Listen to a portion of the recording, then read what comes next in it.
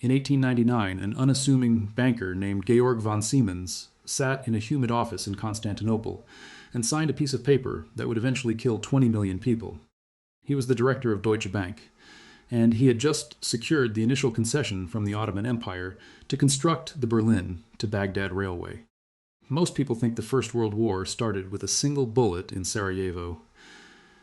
But the real story begins decades earlier in the boardrooms of Deutsche Bank, the shipyards of Krupp and Vickers, and the construction sites of a railway that threatened to reshape the entire global order. The true origin of WW1, what historians get wrong, is hidden right here in the dirt and steel of this infrastructure project, and the hidden economic history of how the world went to war in 1914. To understand why Europe burned, you have to look at the ledgers. By the turn of the 20th century, Germany was experiencing an explosive industrial rise that genuinely terrified the British Empire. German steel production had surpassed Britain, and German chemical exports dominated the globe. But Germany lacked one critical asset, which was a secure overland route to raw materials in global markets that could not be blockaded by the British Royal Navy. The Berlin to Baghdad Railway was the ultimate workaround. It was a massive engineering project, designed to link the factories of the Ruhr Valley directly to the Persian Gulf, bypassing the British-controlled Suez Canal entirely.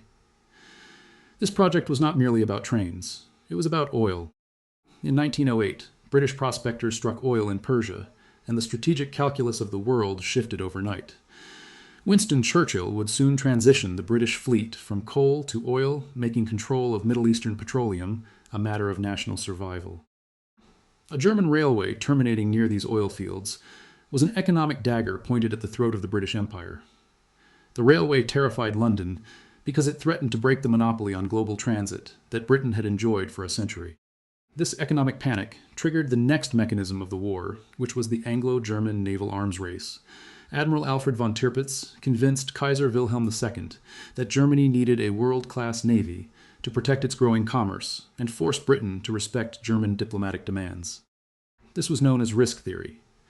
The idea was to build a fleet just large enough that destroying it would fatally weaken the British Navy, leaving Britain vulnerable to other rivals. But the British did not back down. They doubled down. They introduced the 18,000-ton dreadnought class of battleship, rendering all previous warships obsolete in a single afternoon.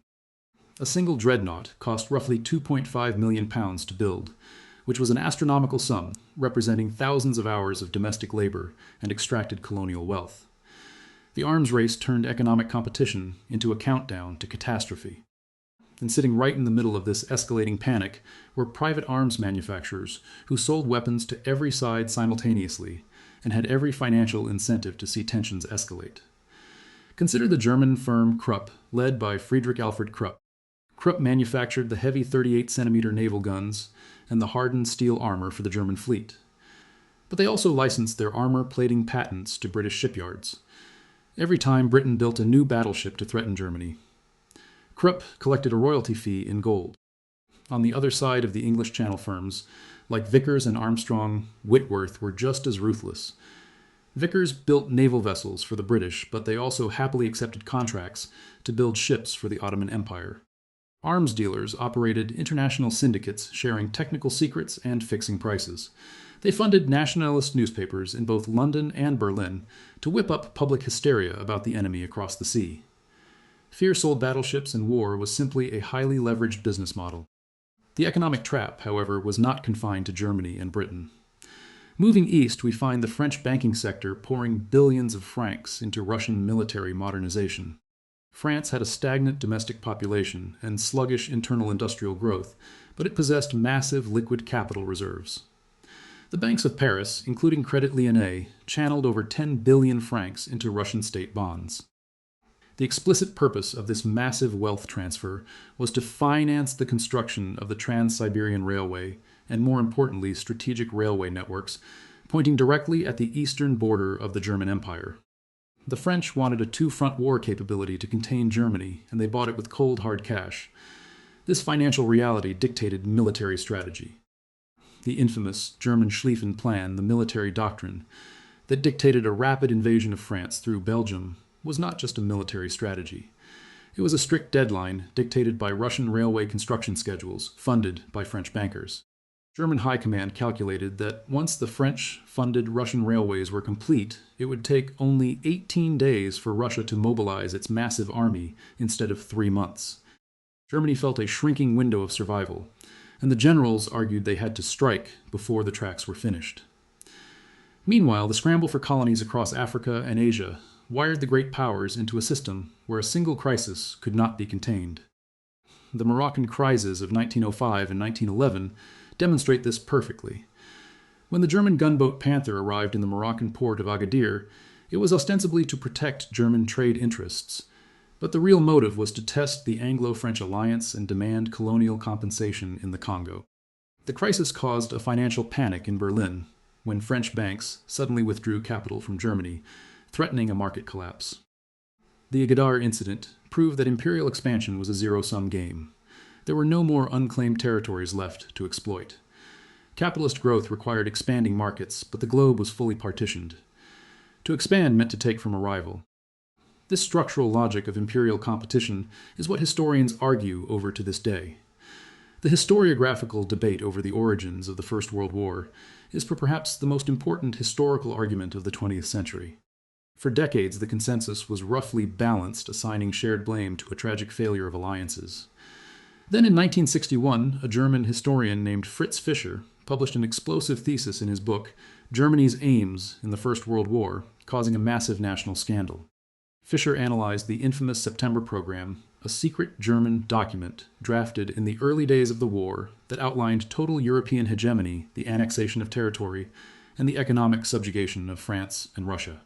Fischer argues that Germany deliberately provoked the war. Per Fischer, the German elite, facing massive domestic unrest from a growing socialist labor movement, and fearing the closing ring of the Anglo-French-Russian Entente, intentionally used the assassination in Sarajevo to launch a preemptive war of conquest. He argued the blank check given to Austria to crush Serbia was a calculated gamble to break the British blockade and establish German dominance over the continent. The Fischer thesis shocked the historical establishment because it placed the guilt squarely on the expansionist aims of German industrial capitalism and militarism. But this framing does not go unchallenged. More recently, historian Christopher Clark introduced a powerful counterargument in his book, The Sleepwalkers. Clark argues that Europe's leaders were sleepwalkers, stumbling into an abyss none of them fully intended. Clark rejects the idea of a sole German guilt, and instead points a very sharp lens at the aggressive risk-taking of Serbian nationalism. He details how the regicide in Belgrade in 1903 brought a militant ultra-nationalist faction to power in Serbia, a faction heavily subsidized by Russian intelligence networks.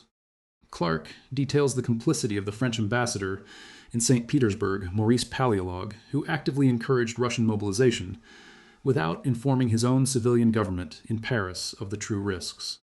According to Clark, the crisis was a systemic failure of diplomatic communication, where every actor made rational defensive choices that collectively triggered a terminal outcome.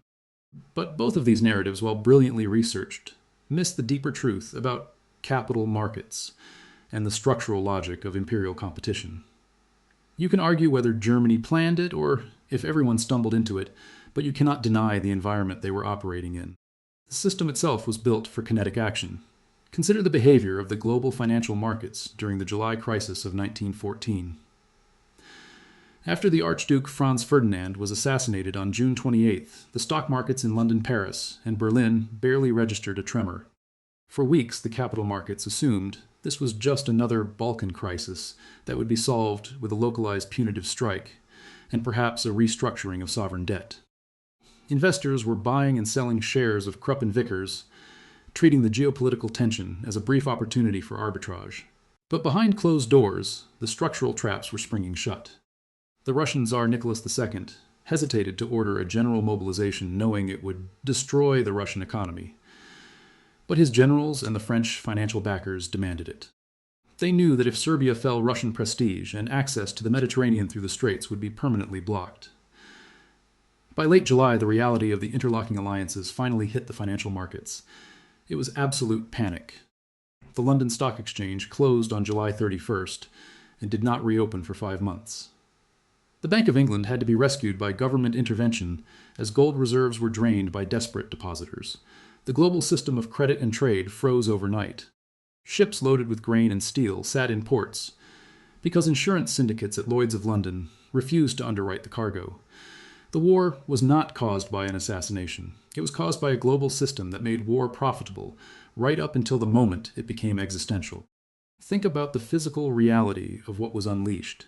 The industrial capacity that had been generating vast wealth was suddenly repurposed for a terminal outcome. The exact same Krupp factories that produced railway tracks for the Berlin-Baghdad route seamlessly transitioned to producing massive howitzers which shattered the Belgian forts at Liège. The chemical conglomerates that had made Germany wealthy through synthetic dyes and fertilizers handed their patents to the military to produce chlorine and mustard gas. The globalization of the late 19th century, the first true era of interconnected free trade, had not prevented conflict as liberal economists had promised. Instead, it had simply raised the stakes. The reliance on imported food and raw materials meant that the only way to win the war was through economic strangulation. The British Royal Navy instituted a total blockade of the North Sea, violating international maritime law regarding the transport of civilian goods. The goal was to starve the German economy of raw materials and food. In response, Germany deployed the submarine to sink commercial shipping aiming to bankrupt Britain before British credit in New York ran out. This brings us to the American financial role, which is often ignored in textbook summaries of the conflict. The United States was officially neutral for the first 3 years of the kinetic action, but American capital was intimately involved from the opening shots.